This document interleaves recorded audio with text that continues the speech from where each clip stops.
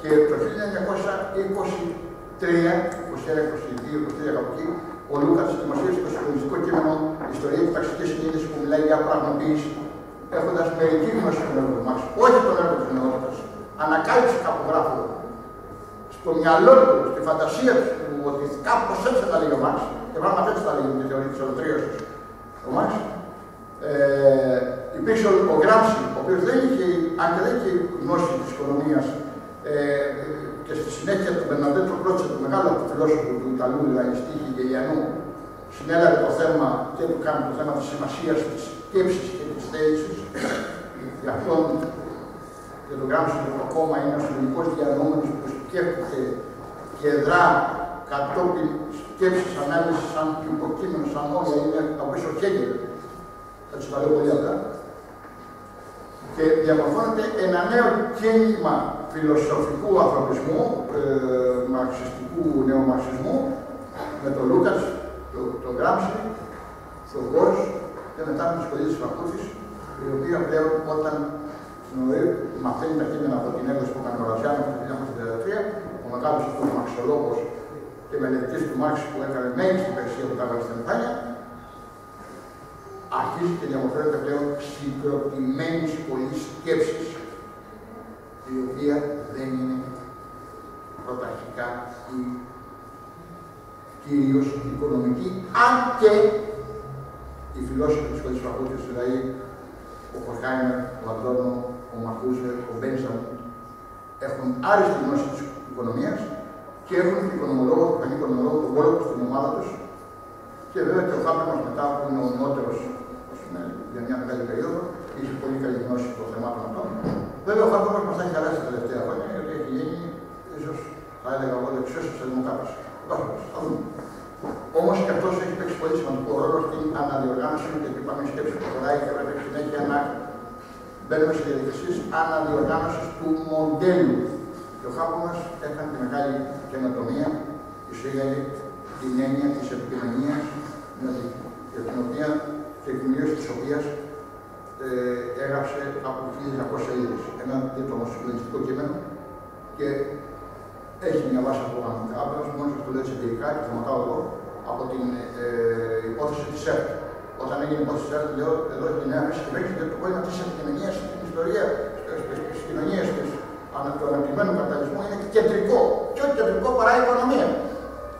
Και πραγματικά, εντάξει, έφυγαν το ένα κόμμα από την κυβέρνηση, δεν έπαιξε η κυβέρνηση, αλλά γελιοποιήθηκε, απογυμνώθηκε. Τώρα ελπίζω ότι θα πέσει η κυβέρνηση είτε από τον Βενιζέλο είτε από τον άλλον. Μια και ήρθε η αγαπητή μας λέτα εδώ πέρα και μου θύμισε ωραία το φίλο μου τον Σπύρο Άση, θα κάνω και εδώ ένα λογοπαίδιο τώρα. Θέλω να σας πω, να σας ρωτήσω, αν ξέρετε γραμματική. Πρέπει να ξέρετε. Μην ξέρετε να κλείνετε ο Άδωνης πώς γράφεται. Το δω να μένει. Ο Άδωνης, το Αδόνητος πώς γράφεται. Το δω. Δεν ξέρετε. Ναι, όμως. Ξέρετε γιατί. Όνειρος. Δεν διαβάζετε τίποτα. Μα δεν είναι να σας κάνω μαγνητική ιστορία που θέλει ο Καραγκιόζης. Πρέπει εσύ να παίρνει πρωτοβουλία. Να σας το μετερίζει, διαφορετικά. Θα περιμένω τα λέω μέρα νύχτα ακόμα. Η μάχη τώρα με τον Άδωνη είναι κεντρικής σημασίας. Πλασέ φαρμάκων, γενώσιμων, δηλαδή πεθανώσιμων.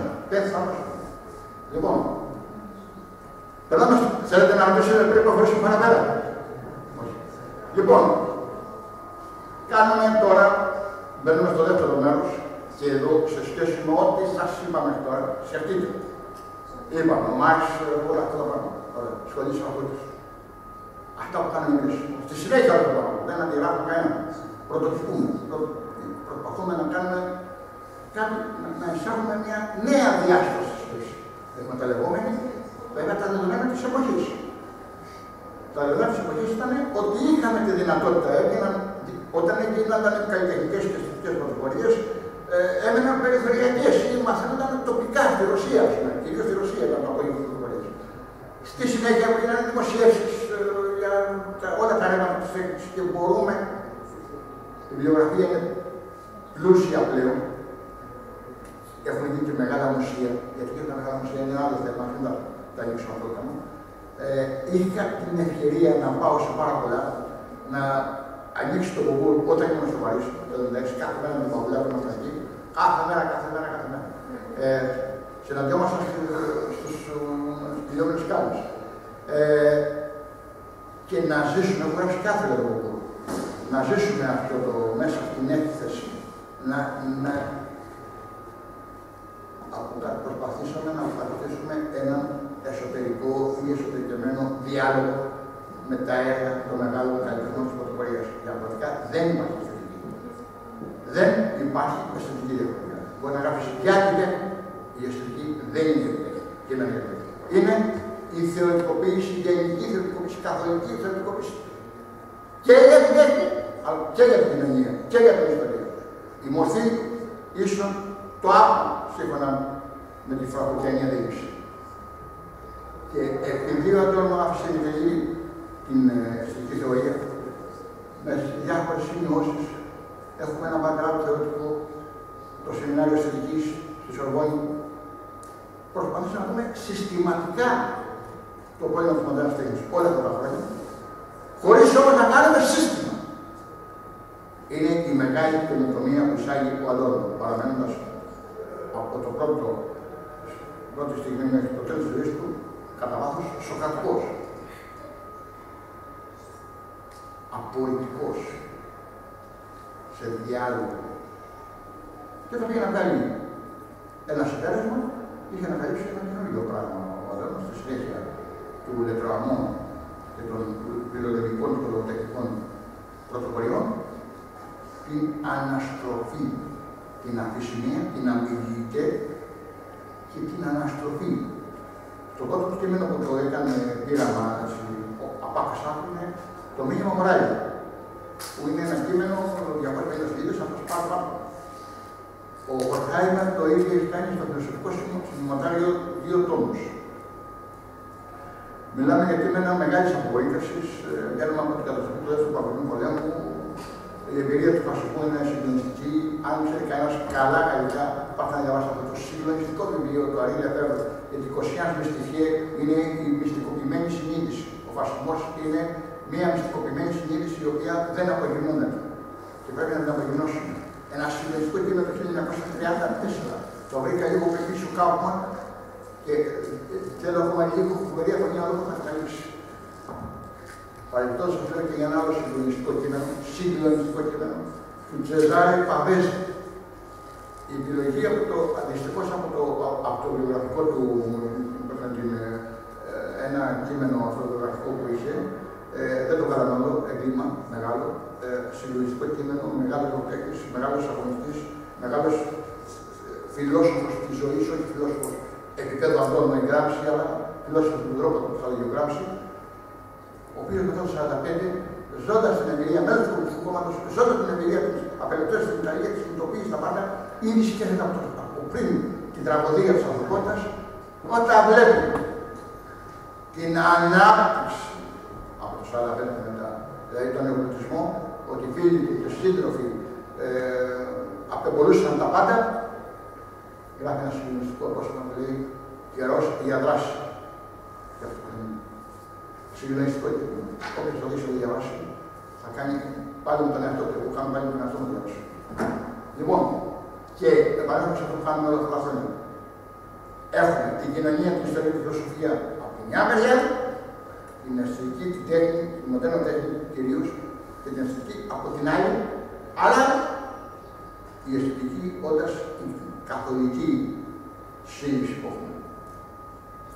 Όμως, με βασανίζει, με ειδικάρει το 1944 και κάνω στροφή. Όταν γυρνάω από την άδεια που είχα πάρει τη μεγάλη άδεια ενός χρόνου και είχα βρει και κάτι συγκριτές από Παρίσι που κάνουν διάφορες έρευνες και γυρνάω στη νέα ανθρωπολογία. Και λέω νέα ανθρωπολογία και τέχνη. Η λέξη αισθητική τα λέει όλα. Αν μου μιλήσεις όμως σε ένα κοινό που δεν έχει ιδέα από σχολές της Φραγκφούρτης κλπ. Θα δυσκολευτεί. Απ' την άλλη μεριά, το φρεσκάρισμα, η επιστροφή το 1844 σημαίνει και ένα φρεσκάρισμα. Ένα νέο ουμανιστικό πρόταγμα το οποίο θέλει διερεύνηση, διεύρυνση, επικαιροποίηση. Περιμένοντας κοινές, κοινωνικές και αισθητικές πρωτοβουλίες. Άνω τελεία που λέγαμε πολλά. Περνάμε στα έργα. Οι φωτογραφίες των καλλιτεχνών είναι και αυτές έργα. Μιλάνε από μόνες τους. Αν ένας ξέρει λίγο σημειολογία, καταλαβαίνει. Δεν χρειάζεται να εξηγήσει πολύ τι πάει να πει Μάλεβιτς, τι πάει να πει Κουνέης, τι πάει να πει Τζακομέτη. Ο Τζακομέτη είναι ο βασικός ήρωας του Μπέκετ. Ο Τζακομέτη συγχρόνως στα αρκετά, στα πολύ έτσι, λεπτά φιλόγυνα δικά του είναι ο Μπέκετ που περπατάει. Αλλά δεν φαίνεται. Έχουμε τη διαδικασία της αφαίρεσης. Η διαδικασία της αφαίρεσης γίνει στη Ρωσία, του Μάλεβιτς. Στον Πόλο το ίδιο φαινόμενο. Η διαδικασία αφαίρεσης. Στον Μπουνέλη παρόμοιο θέμα. Από τον Μάλεβιτς και από τον φτωχό θέατρο, τα Λάση και δεν κάνω λάθος, ξεκινάει και ενώ χρησιμοποιεί πράγματα στεγμένη ζωή, κοινά, φτωχά κτλ. Ψάχνει αυτός ένα είδος αφαίρεσης και τελικά καταλήγει στο Μάλεβιτς. Λοιπόν, βλέπουμε τα έργα που το έχει το πόλο. Καθόλου λίγο κάτω, να βλέπω.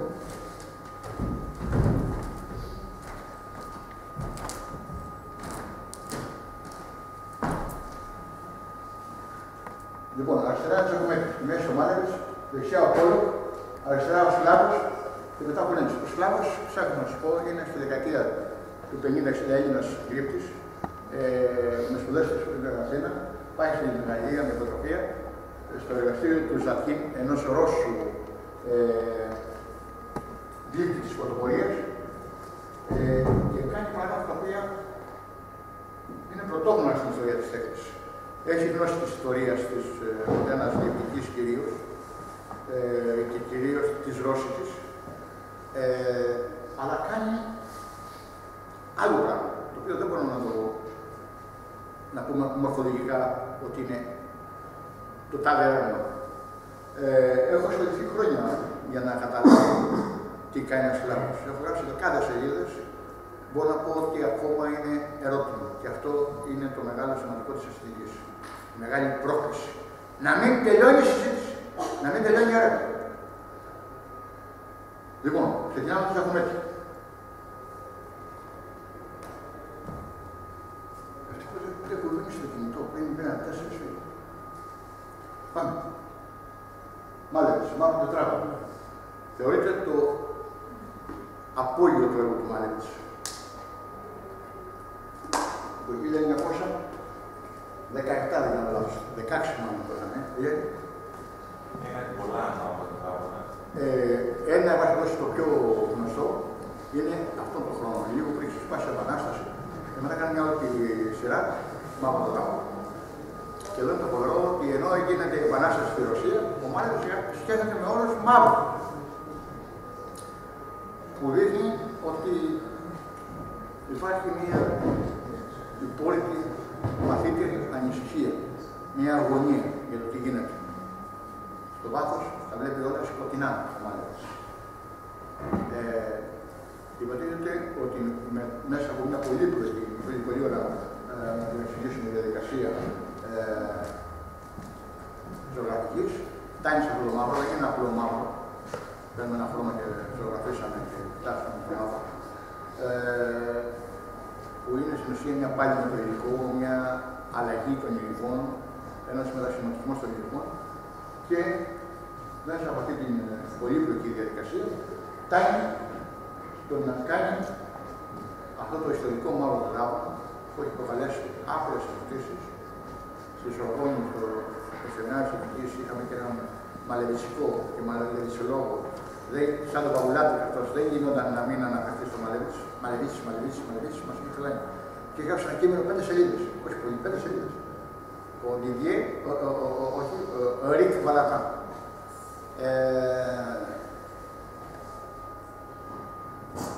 Όταν η τέχνη ξεκόβεται από την κοινωνία, ακολουθεί μια μεταφυσική πορεία. Έχει να κάνει με το έρευος του μεταφυσικού.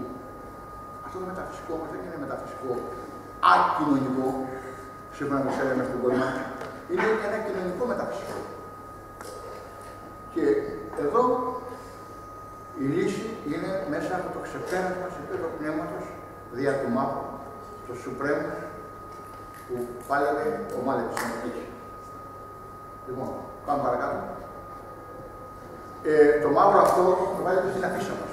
Το πλαίσιο είναι από το Μάλεβιτς. Λοιπόν, εδώ το κόκκινο είναι το αισιόδοξο περίοδο. Σκέφτομαι τώρα να κάνουμε μια σειρά αφισών που θα κάνουμε το γυρό τραπέζι κτλ. Τότε το κόκκινο και βάζουμε άσπρα πράγματα μέσα. Θα δούμε παρακάτω. Προχάμε. Αυτό είναι το άσπρο σε άσπρο φόντο το οποίο χάνεται, είναι και αυτό αισιόδοξο. Το πιο αισιόδοξο, το πιο έτσι. Το πιο απόλυτο, η απόλυτη αφαίρεση. Ορίστε. Η απόλυτη αφαίρεση. Ναι, η απόλυτη αφαίρεση είναι και στο μαύρο, αλλά δεν είναι άσπρο ακριβώς, είναι άσπρο μαλευτικό. Ήθελα να πω κάτι άλλο. Το Σουπρέμος, τι σημαίνει, να το έχουμε πάντα κατά νου, είναι η περίοδο του Σουπρεματισμού. Λοιπόν, προχωρούμε. Εδώ είναι από την περίοδο που έκανε διάφορους πειραματισμούς πριν καταλήξει το Σουπρεματισμό. Είναι σε διάλογο με τον κονστρουκτιβισμό, αντίθετος, προσπαθεί να δώσει μια πιο δυναμική μορφή, δυναμική διάσταση στις μορφές αυτές του κυβισμού, του κονστρουκτιβισμού. Έχει μια ολόκληρη ιστορία να εξηγεί πώς τα θεωρεί, τα πειράματα, το τι έχει συμβαίνει στο καθένα. Αυτό όμως ολόκληρο είναι και μέγας θεωρητικός της στέκης ο Μάλεβιτς. Λοιπόν, υπάρχει ένα συγκλονιστικό βιβλίο του από τον Σεζάν στο Σουπρεματισμό. Προχωράμε. Πάμε στον κόλλο. Μαύρο, βλέπετε, έπεσαμε στο μαύρο. Εδώ ο διάλογος με το Μάλεβιτς είναι κατευθείαν. Απλώς υπάρχει και το άσπρο, αλλά είναι σύνθεση, μαύρο-άσπρο. Πρέπει να έχει κάνει 9 έργα, πώς έχει κάνει από αυτή την σειρά. Για πάμε παρακάτω. Μπράβο. Είναι από τα καλύτερα ίσως έργα του Μάλεβιτς, του Πόλου, και έχει τύχει να τα δώσει στην γαλερί, στο Μουσείο Γκuggenheim στην Βενετία. Στηρίζοντας την τεχνική του dripping που εισήγαγε ο Πόλου, είναι να πετάμε μπογιά πάνω στον πίνακα, ο πίνακας κάτω, μπογιά αγοράς. Έχει ανακαλύψει τότε τη Ρεπουλίνη, αυτό που λέγαμε Ρεπουλίνη, τα Ρεπολά είναι τα ελληνικά, η μάρκα. Και κάνοντας αυτά τα γράφματα τα οποία δεν στρέφουν να είναι πολύ πηχτή μπογιά, έγιναν αυτά τα αριστουργήματα. Τον έχουν φιλμάρει ένας φωτογράφος, δέχτηκε να φιλμαριστεί ο χώρος να κάνει δουλειά, αλλά μόνο από ένα φωτογράφο τον Νέμουτ, βάζοντας ένα γυαλί. Και ο Νέμουτ ήταν εξάπλα και είχε την κάμερα που θα πάνω. Όχι σαφά, εντελώς ανάσκελα. Λοιπόν, και είναι πολύ διδακτικό αυτό το βίντεο, μπορείτε να το βρείτε στο διαδίκτυο. Προχωρούμε.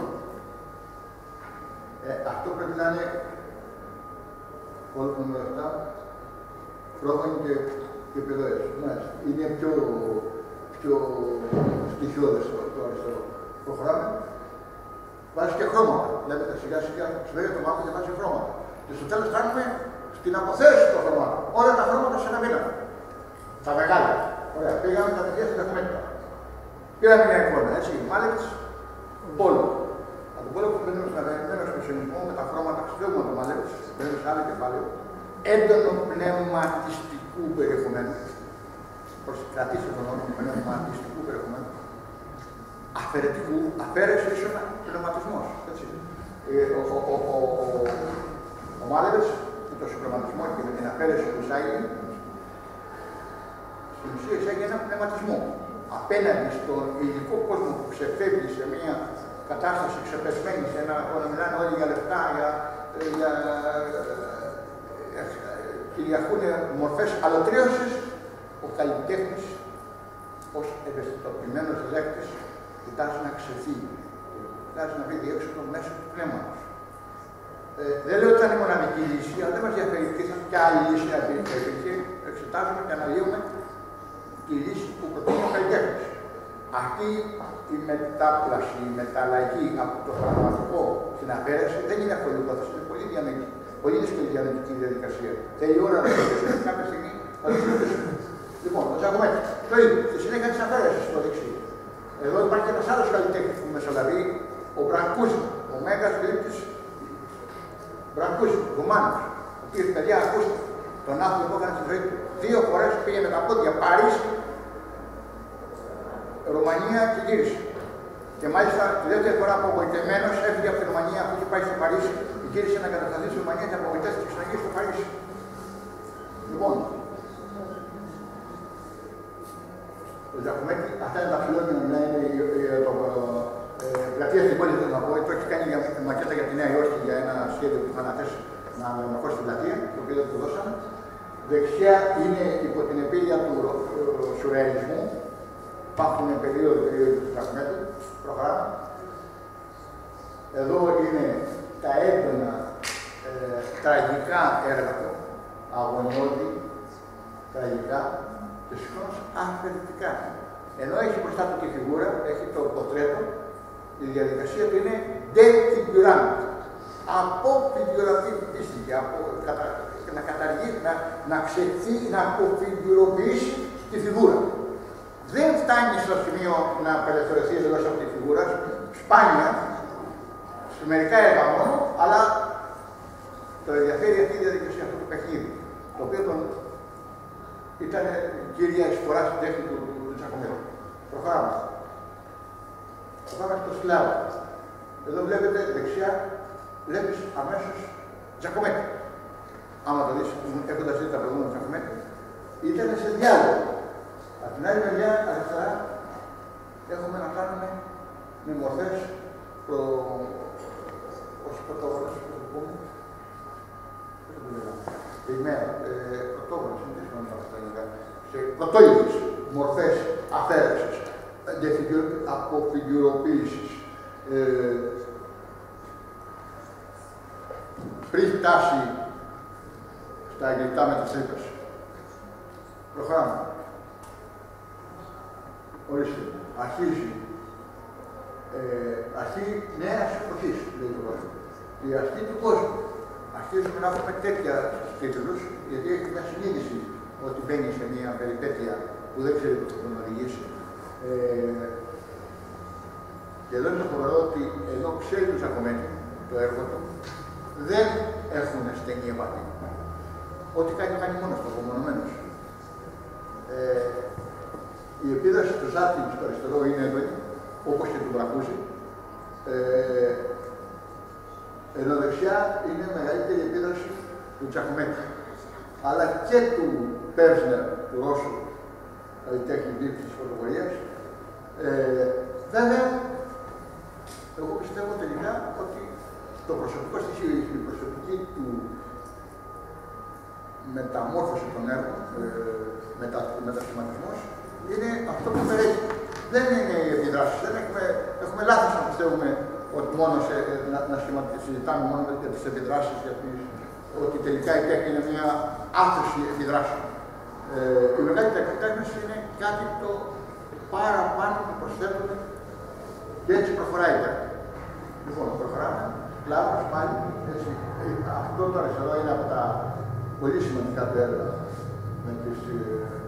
Έχει ένα τρίγωνο σαν μοτίβο, το οποίο τα αλλάζει, το τροποποιεί, το μετατρέπει, το μετασχηματίζει, κάνει μια σύσταση με τρίγωνα τέτοια γύρω-γύρω και η μεγάλη καινοτομία που ψάχνει είναι ότι καταφέρνει να καταστρέψει το παραλληλεπίπεδο, το κανονικό. Δεν υπάρχουν γωνίες. Αν δεν γυρνάς, όταν δεν γυρνάς γύρω-γύρω, δεν έχει σημασία όπως το βλέπεις, είναι το ίδιο πράγμα. Μεγάλη κατάσταση. Και έχει γνώσει για τις θεωρίες της σχετικότητας, αναφέρεται σε κάποια κείμενα του τον Αϊνστάιν. Και το επόμενο είναι της ίδιας περίοδου, απλώς δεν είναι τόσο λεπτομερές. Είναι πιο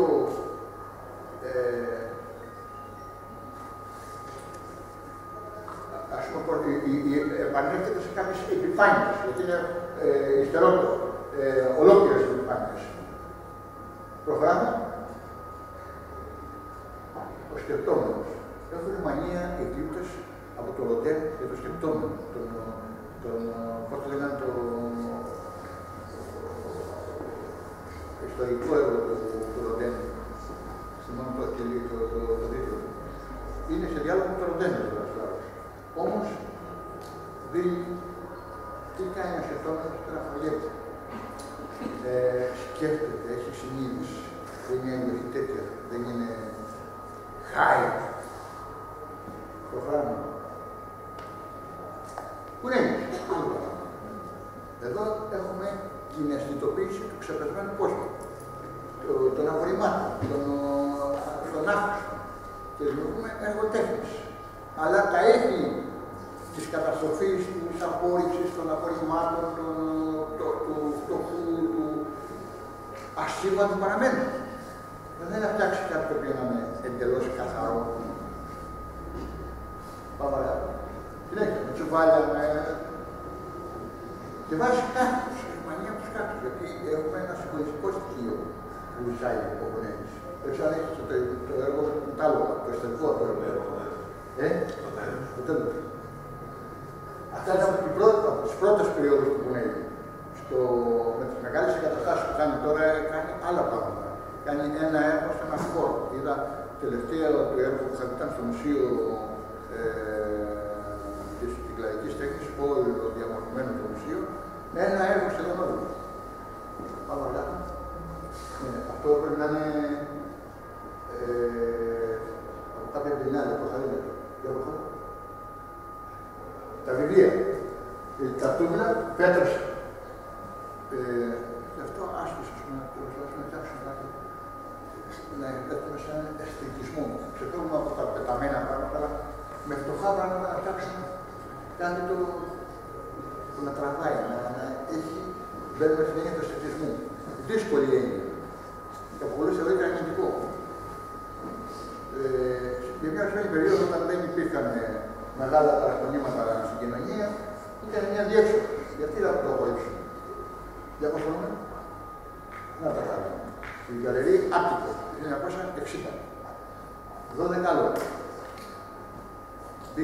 Μπήκε ο Κουνέλης, δεν είχαν ανοίγει τίποτα, δεν είχαν ετοιμάσει τίποτα.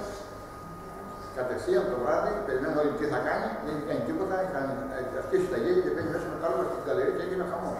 Γράφανε εφημερίδες και τηλεοράσεις, τότε δεν ήταν όπως είναι τώρα η τηλεορασοκρατία που υπάρχει τώρα, επί μέρες. Δεν έδωσαν όλη την φαγητό, τα κράτησε λίγο και τα πήρε. Θεωρήθηκε σαν μια πολύ μεγάλη προβοκατόρικη ενέργεια ενάντια στο σύστημα των Γκαλερί. Τότε. Μάλιστα, 68, από το 60, ξεκινάνε οι μεγάλες αμφισβητήσεις, το κίνημα της αμφισβήτησης. Έχει έρθει από την Αμερική η αμφισβήτηση. Περνάει και στην Ιταλία, στη Ρώμη. Τελειώσαμε. Ένα νέο κίνημα αμφισβήτησης έχουμε να υπάρχει. Λοιπόν,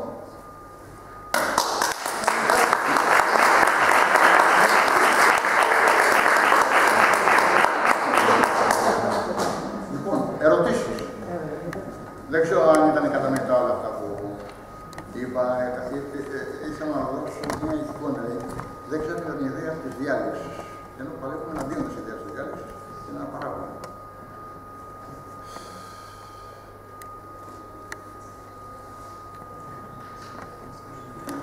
Ακούω. Να θέλουμε να σου πάρουμε εδώ μόνιμο χαμό.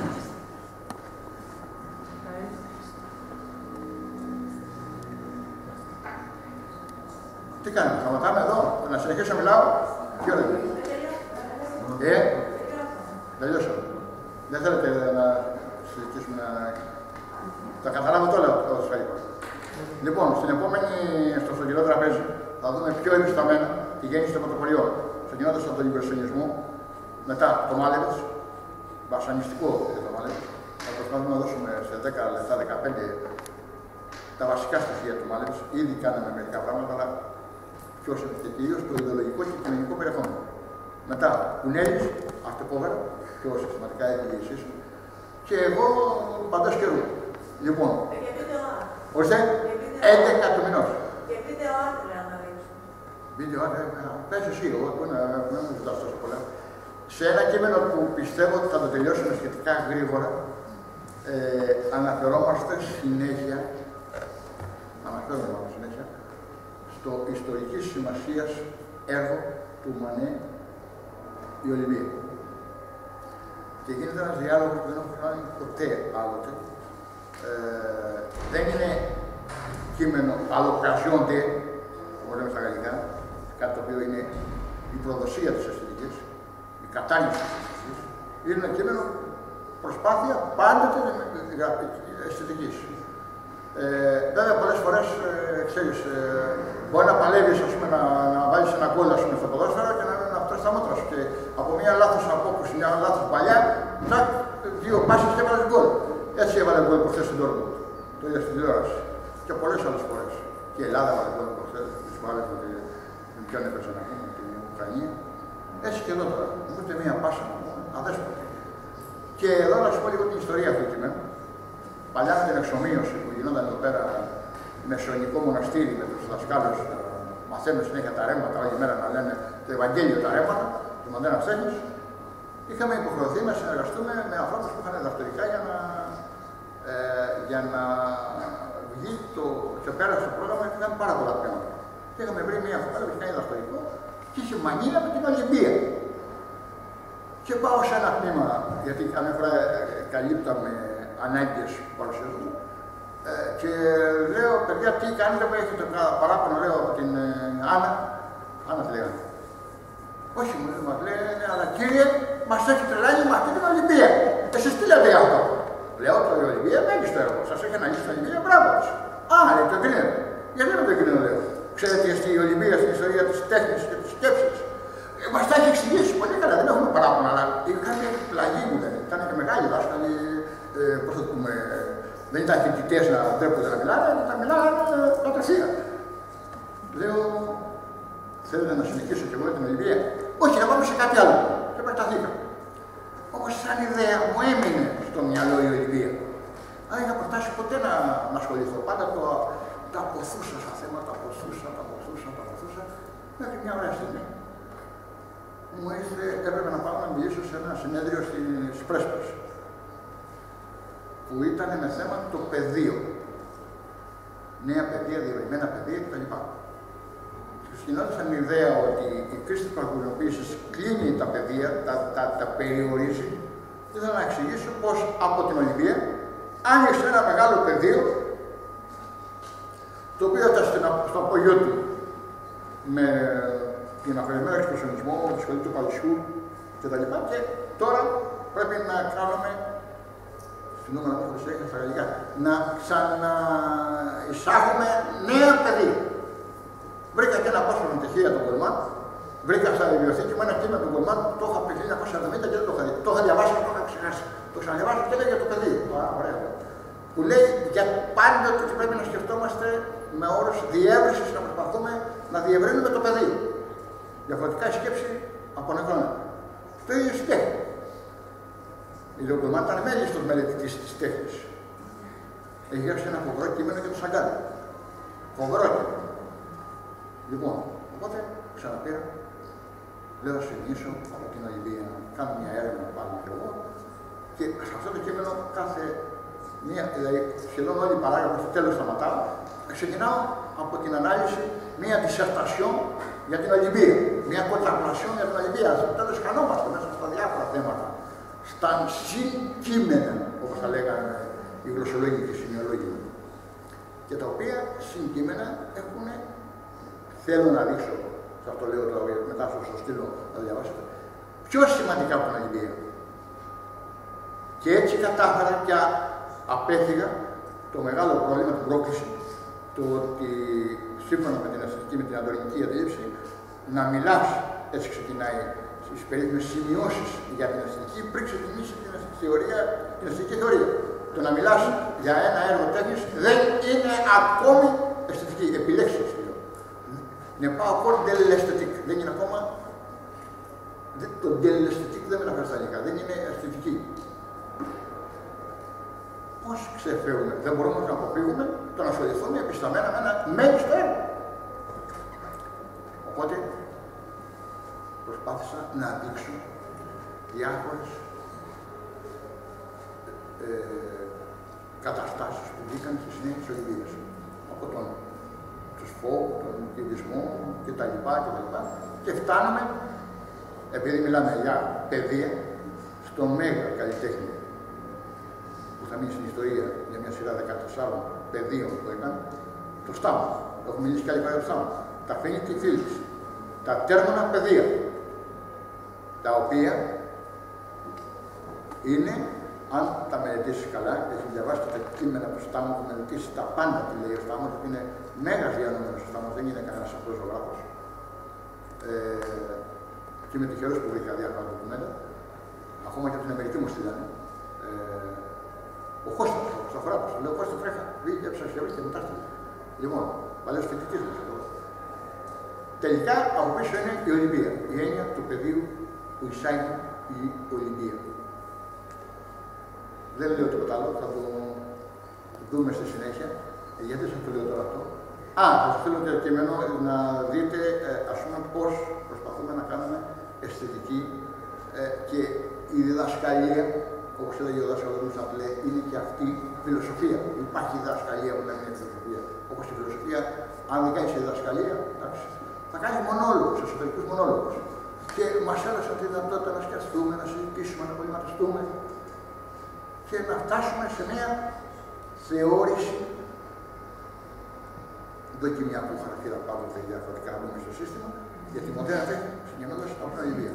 Δεν είμαστε μόνο να ξεκινήσουμε την Ολυμπία, κατάλαβα να ξεκινήσουμε από τον Μπέ. Εντάξει. Δεν είμαστε δογματικοί εννοώ. Όμως θεωρείται και από την ίδρυση του Βουμπού ότι η μοντέρνα τέχνη ξεκινάει το 1905, το λέω 7. Στο Βουμπού, το Μουσείο Μοντέρνα Τέχνης θεωρεί σαν αφεντηρία το 1905. Το διάβασα πάλι στη μόνη και το θυμήθηκα. Έλεγα ότι ήταν το 1907, δεν ήταν το 1907, το 1905. Που ήταν η Φόβο, ο Ματής, ο Ντερέν κλπ. Και μετά το 1907 έχουμε τώρα τον Ιωνισμό, άλλο και η Ρωσία, και τον κυβισμό συγχρόνως.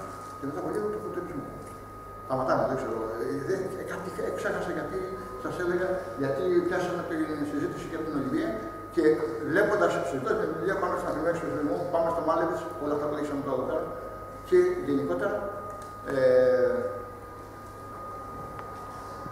θέλω να σας βάλω σε μια λογική μελέτη της μοντέρνας τέχνης, η οποία θα είναι η προϋπόθεση υπογραμμισμένη για να κάνουμε άλλες μελέτες. Αντιστρέφουμε το μοντέλο.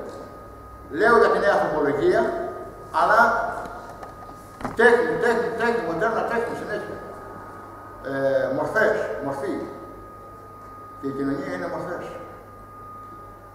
Εντάξει, μπορεί να είναι και από τρόπες μορφές σαν τον, οι αειδιαστικές σαν τον Άδωνη, αλλά και αυτή η μορφή. Η παραμόρφωση. Λοιπόν. Να ρωτήσω κάτι. Βεβαίως. Σε σχέση με την προχωρημένη έρευνα. Ναι, προχωρημένη.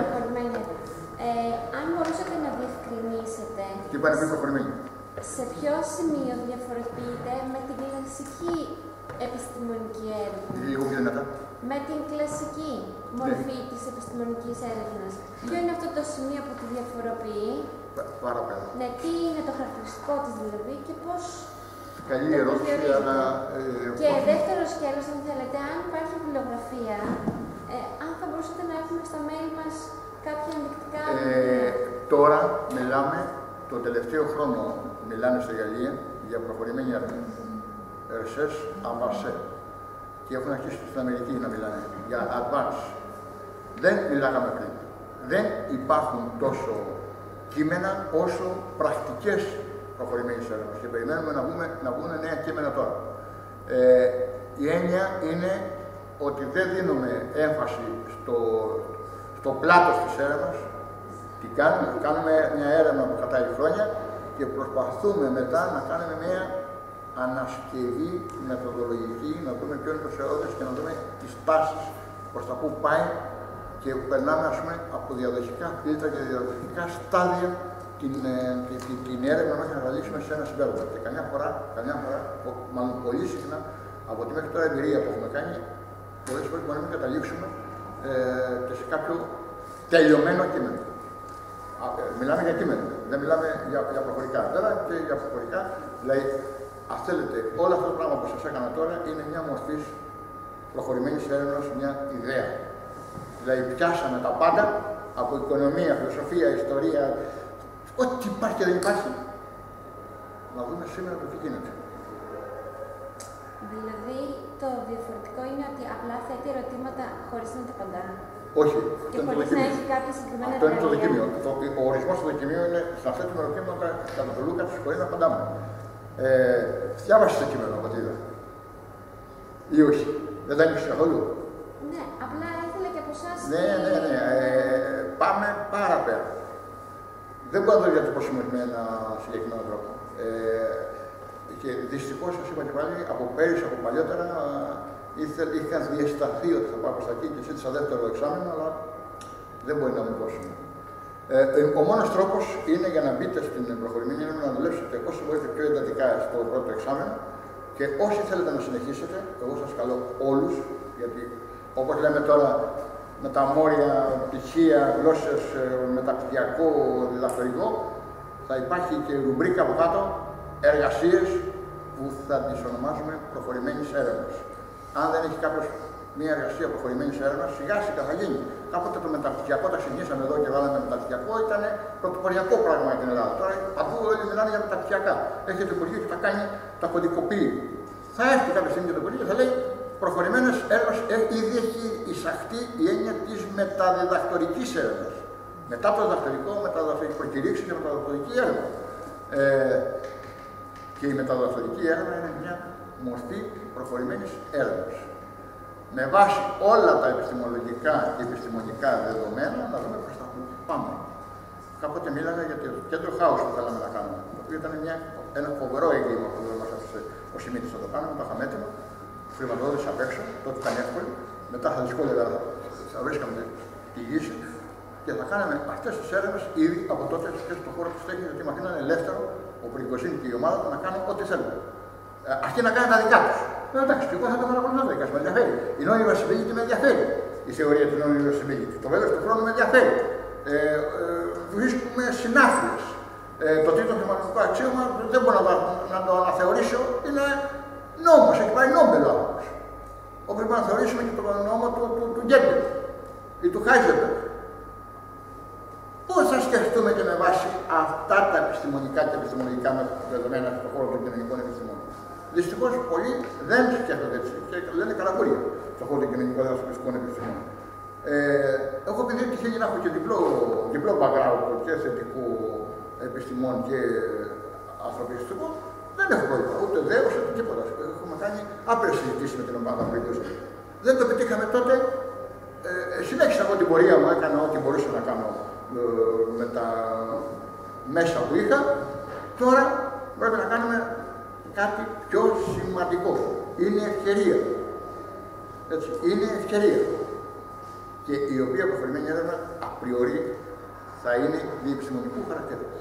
Δεν νοείται προχωρημένη έρευνα που να μην είναι διεπιστημονικού χαρακτήρα. Αλλά εσείς έχετε την προϋπόθεση γιατί έχετε και ένα πτυχίο. Οπότε με το μεταπτυχιακό μπορούμε να θεωρήσουμε ότι προσθέτει κάτι διαφορετικό, το διεπιστημονικό. Και πάμε παρακάτω. Θα διευρύνουμε το πεδίο που λέει ο Γκόλμαν και θα προχωράμε σε βάθος.